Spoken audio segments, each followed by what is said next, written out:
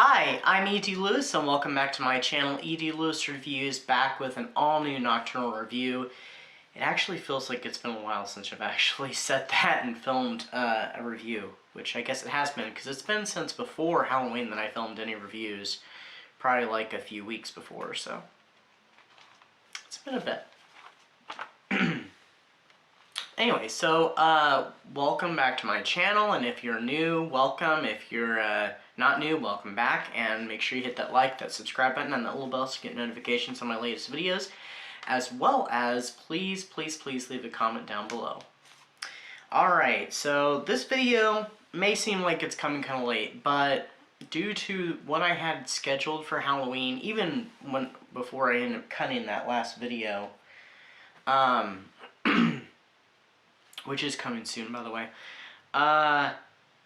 This one wouldn't have made the cut, so it would have been this month anyway. So this is Halloween Party by R.L. Stine. It is a Fear Street book. From what I looked up, it was the 8th book. So this is the earliest book in Fear Street that I've read, yet. And it was published in 1990. So, kind of, at the end of that Paperbacks from Hell era. Alright, so here is the synopsis that I wrote for it. Terry, Nikki, and a selection of others at Shadyside High receive invitations to a special Halloween party at an old mansion on Fear Street from the relatively new transfer student, Justine Cameron. Once at the party, the teens are bombarded by one surprise after another until things take a dark turn of the murderous kind. So that was my little synopsis for Halloween Party.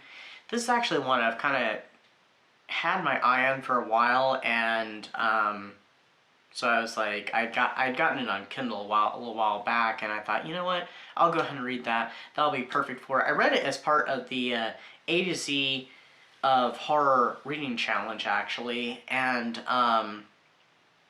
like I said, I'm glad I did. This one was kind of different, though, from the other Fear Street books I've read. I mean, this is only the third one, so it was definitely one of the better ones, because, I mean, that first one I wasn't overly crazy about, but that second one I read, the first of the cheerleaders, definitely enjoyed that one. I enjoyed this one, too.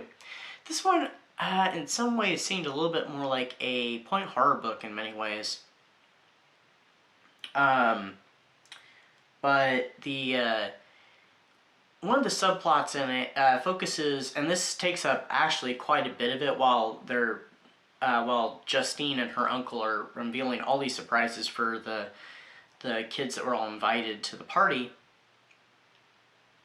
There's this competition that starts before the party, like, I don't know, a week or two before the party even begins, and it's between, kind of like the jocks and the nerds type deal, where they're trying to out-prank each other, and the pranks just keep getting crazier and crazier. And then at the party, we have a few, before, the big scary stuff really starts happening, there's a few false starts at the party.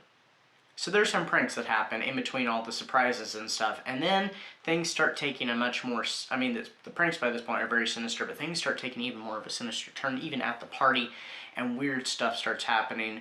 The two main characters, of course, are Terry and Nikki, and Nikki was kind of an interesting character because I haven't seen this in many of the books that I've read, or many YA books that I've read in particular, where we have a character, one of the main characters has a disability.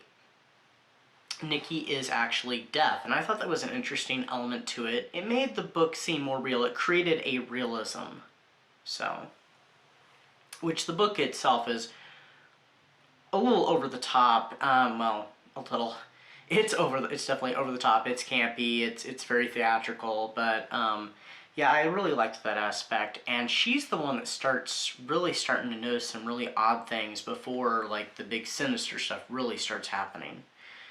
I can't remember exactly what I gave this book, but I'm thinking I might have given it 4 stars. By the way, I'm gonna change things up. I should have done this during Halloween, but I just recently thought about, you know what? I mean, I wanted to do like haunted houses and make like a little thing and I'd raise it up and have like a number, but I decided against that ultimately and started doing stars. Well, I'm going to change this. I'm not going to be doing stars anymore. I'm going to start doing pumpkins or jack-o'-lanterns or something like that. I know it's not Halloween anymore, but you know, every day is Halloween here on the channel, so so I don't remember exactly how many stars I gave it, or pumpkins, but you'll see up here how many I gave it. But anyway, so yeah, that was my review. I enjoyed it immensely. It was definitely not the greatest book in the world, but it was definitely one of, out of the few Fear Street books I've read, it's definitely one of the better ones, and I definitely recommend it. And it's, you know, if you want to read something Halloween-y, this book is definitely. So, I mean, if I'd read this book before now, like before even October, it would have entered into my recommendations for Halloween, for sure. Anyway, that was my review, and I hope you all enjoyed it. I'll see you all next time with a brand new video of some sort, and I know we've got some tags this month, one that's already happened, and one that's coming up, so that might be the next video. And I got a whole other review, and I might actually do an extra video than planned, since I'm not doing every Wednesday now, but I'm still doing some. So anyway, I'll see you all very soon. Stay safe, stay spooky, and I'll see you next time.